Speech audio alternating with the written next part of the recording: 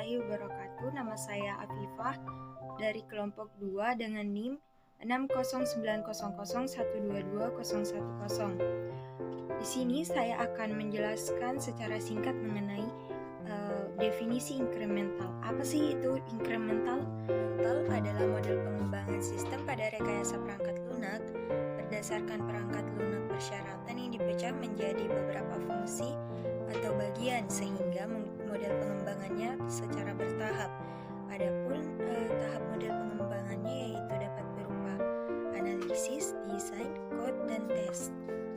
Assalamualaikum warahmatullahi wabarakatuh. Perkenalkan, nama saya Israyani dengan NIM 60900122021. Menurut sebuah jurnal, A Review of Incremental Software Development Methodologies, metode pengembangan perangkat lunak inkremental pertama kali muncul pada tahun 1970-an dalam sebuah konferensi di Jerman. Metode ini muncul sebagai jawaban atas masalah dalam pengembangan perangkat lunak besar yang memerlukan waktu dan anggaran yang cukup besar.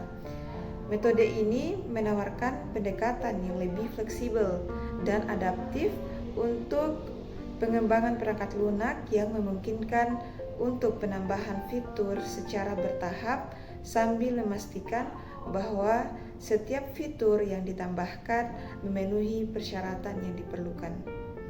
Metode inkremental menjadi semakin populer selama tahun 1980-an dan 1990-an karena adopsi model pengembangan perangkat lunak yang lebih fleksibel dan pendekatan kolaboratif dalam pengembangan perangkat lunak.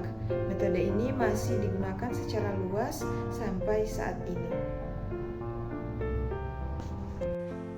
Penerapan model proses inkremental dalam pengembangan aplikasi memungkinkan aplikasi-aplikasi seperti perbankan online, edukasi online, e-commerce, media sosial, perangkat lunak manajemen proyek, dan kesehatan atau kebugaran untuk secara bertahap membangun dan meningkatkan fungsionalitas mereka sesuai dengan kebutuhan dan prioritas. Dalam interaksi pertama, aplikasi umumnya fokus pada aspek dasar seperti antarmuka pengguna atau platform dasar. Sementara iterasi selanjutnya menghadirkan fitur-fitur tambahan yang lebih kompleks untuk meningkatkan pengalaman pengguna dan nilai aplikasi tersebut. Dengan pendekatan ini, pengembangan dapat merespons perubahan pasar dan umpan balik pengguna dengan lebih fleksibel, sehingga menciptakan aplikasi yang lebih adaptif, komprehensif, sesuai dengan sifat dan tujuan masing-masing aplikasi. Baik, saya akan membahas tentang kelebihan dan kekurangan dalam pengembangan perangkat lunak secara eksperimental. Yang pertama, penyampaian cepat. Eksternal memungkinkan rilis perangkat lunak lebih cepat karena bagian-bagian kecil dapat dikembangkan dan dirilis secara terpisah. Yang bagian kedua, perbaikan dan mudah.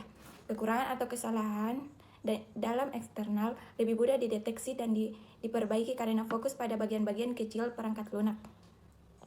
Respons terhadap perubahan. Metode ini memungkinkan untuk lebih mudah menyesuaikan perangkat lunak dengan perubahan kebutuhan pelanggan atau pasar. Yang keempat, keterlibatan pelanggan. Pelanggan dapat melihat hasil kerja sejak awal dan memberikan masukan lebih awal dalam proses pengembangan. Baik, kita masuk di kekurangan eksternal. Yang pertama, penyampaian cepat. Eksternal memungkinkan rilis perangkat lunak lebih cepat karena bagian-bagian kecil dapat dikembangkan dan dirilis secara terpisah. Yang bagian kedua, perbaikan dan mudah. Kekurangan atau kesalahan dalam eksternal lebih mudah dideteksi dan diperbaiki karena fokus pada bagian-bagian kecil perangkat lunak. Respons terhadap perubahan. Metode ini memungkinkan untuk lebih mudah menyesuaikan perangkat lunak dengan perubahan kebutuhan pelanggan atau pasar. Yang keempat, keterlibatan pelanggan. Pelanggan dapat melihat hasil kerja sejak awal dan memberikan masukan lebih awal dalam proses pengembangan. Baik, kita masuk di kekurangan eksternal. Yang pertama, pengelolaan kompleksitas. Kadang pengelolaan banyak inkremen yang berbeda bisa menjadi rumit jika tidak dikelola dengan baik. Yang kedua, koordinasi tim. Tim pengembangan harus berkoordinasi dengan baik untuk mengintegrasi dengan benar.